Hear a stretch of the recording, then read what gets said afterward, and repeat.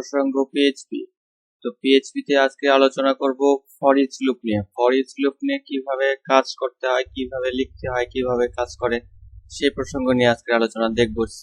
ফরইচ loop তো দেখতে গেলে যেতে হবে ডিসি থেকে সি ড্রাইভ থেকে জাম্পের ভিতরে htdocs, এর ভিতরে যেতে হবে ইউটিউব, এর ভিতর থেকে 14.php, এখান থেকে নোটপ্যাড প্লাস প্লাস ওপেন হয়েছে। এভাবে লিখতে হবে লেস দেন, গ্রেটার দেন, তার ভিতরে লিখতে হবে কোশ্চেন মার্কের ভিতরে লিখতে হবে পিএইচপি। আজকের আলোচনা ফরইচ লুপ নিয়ে।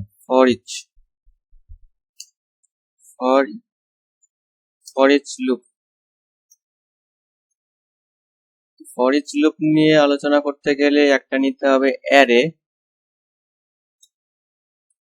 নিলাম। অ্যারে নিয়ে অ্যারেটাকে এইভাবে বলে দিতে হবে, ইন্ডেক্সে বলে দিতে হবে, যেটার নাম ASIF আসিফ, এটার নাম আলিফ, এটার নাম হৃদয়,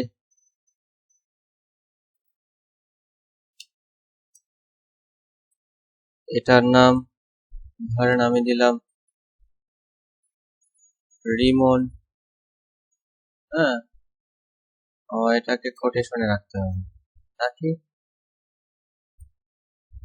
এখানে দিতে হবে, ধরেন রোকন দিলাম, এখানে দিব বাবু, তাই তো বাবু।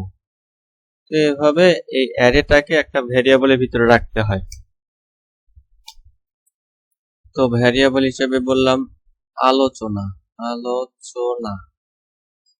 তো এরপরে যেটা লিখতে হবে ফরইচ। আমরা ফরইচ নিয়ে কাজ করি, তো দেখি ফরইচ লিখি।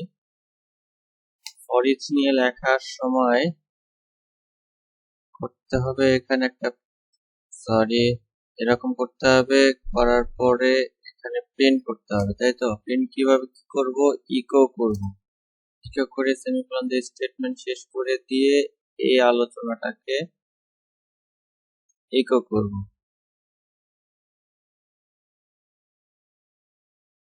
এই আলোচনাটাকে ইকো করতে গেলে আলোচনাটাকে এর ভিতর রাখতে হবে। হ্যাঁ, রাখার পরে দেখতে হবে অ্যাজ।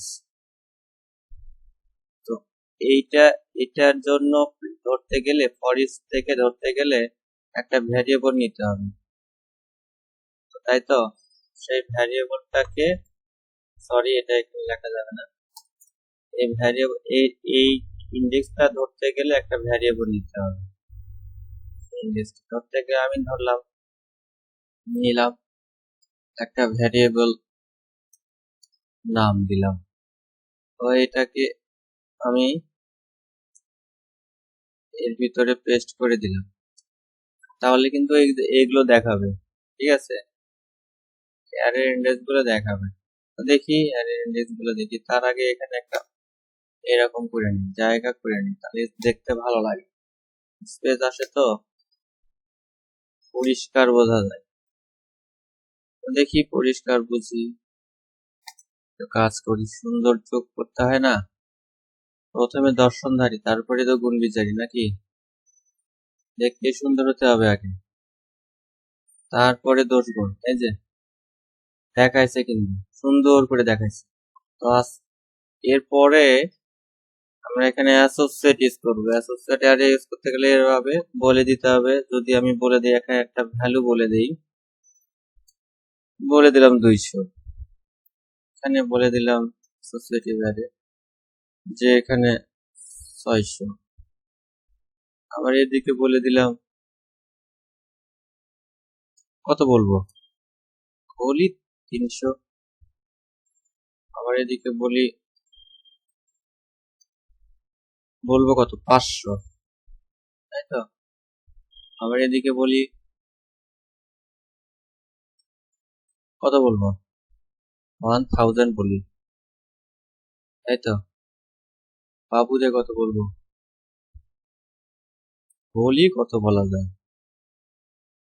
বললাম অনেকগুলোই বললাম। তা এই যে বললাম, তো এর এই বলার জন্য একটা ভেরিয়েবল নিতে হবে না এখানে? তো সেই বলার জন্য ভেরিয়েবল নেই। সেই বলার জন্য ভেরিয়েবল নিতে গেলে এই যে অ্যাসোসিয়েট চিহ্নটা ইউজ করতে হবে। অ্যাসোসিয়েট চিহ্নটা ইউজ করে দিই। করে দিয়ে এখন বলে দিই এই ভ্যারিয়েবলে এটা এই ভ্যালুটাকে ধরতে গেলে একটা ভ্যারিয়েবল নেই। নেই নেই নেই, নাম 2 দিই নাকি? নাম 1 দিই, কোনো বিষয় না। এটার নাম, এটা নাম 1, মানে এটার নাম এইটা শো করবে, এইটা শো করবে, নাম 1 গুলো শো করবে, এই ভ্যালু, এই ভ্যালু, এই ভ্যালু। তো আমরা স্ট্রিং কনক্যাটিনেশন করতাম কি দিয়ে? পিএইচপি তে ডট দিয়ে, তাই না? তো এইটাকে কনক্যাটিনেশন করতে হবে। আমরা যেহেতু দুটাকে একসাথে দেখবো, কনক্যাটিনেশন তো অবশ্যই করতে হবে। এই যে করলাম, কাজ শেষ। ফরিচের কাহিনী শেষ। তো দেখি একটু লোড দিয়ে নিয়ে আসি এখানে, যদি কিছু পাই। এই যে চমৎকার করে show করেছে। আসিফ 200, আসিফুর 600, হৃদয় 300, রোপণ 500, রিমন 1000, বাবু অনেকগুলো। সো এইভাবে আসলে অ্যাসোসিয়েটিভ অ্যারে ইউজ করা হয়, কাজ করে অ্যাসোসিয়েটিভ অ্যারে। তো অ্যাসোসিয়েটিভ অ্যারের কাজ এরকমই। আমরা এরকমই দেখলাম, একটা অ্যারে নেব, অ্যারেটাকে রাখবো একটা ভ্যারিয়েবলের মধ্যে, ফর ইচ এর মধ্যে সেই অ্যারে ভ্যারিয়েবলটা বলে দিব, অ্যাজ বলবো কি কি প্রিন্ট করতে, কি কি ধরতে, মানে ওই অ্যারের ভিতরে কি কি ধরবে সে, একটা ভ্যারিয়েবল দিয়ে দিব, দিয়ে দিয়ে বলবো যে এটা ধরো, এটা ধরো, এটা ধরো, এই